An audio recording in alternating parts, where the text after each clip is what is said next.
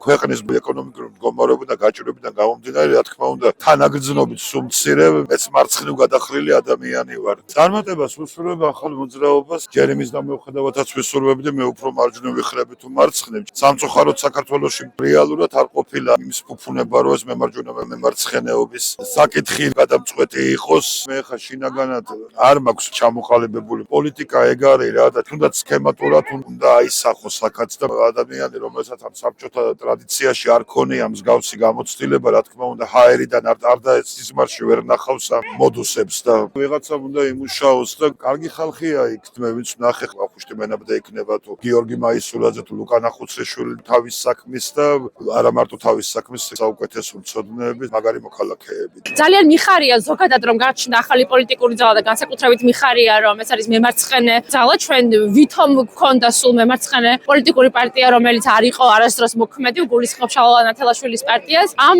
მოძრაობაში არიან გაერთიანებული ძალიან ბევრი ისეთი ადამიანები, ვისაც მე ძალიან დიდი ხანია უკვე ვიცნობ და პატივს ვცემ მათ კომპეტენციას, მათ მორალურ კომპასს. ძალიან მომწონს მათი აქტივობა პროტესტის დასაწყისიდანვე, იმიტომ რომ ისინი არიან საზოგადოების ნაწილი, ვინც მაგალითად საზმაუს პროტესტში იღებს მონაწილეობას და ძალიან იმედის თვალით ვუყურებ ამ მოძრაობას.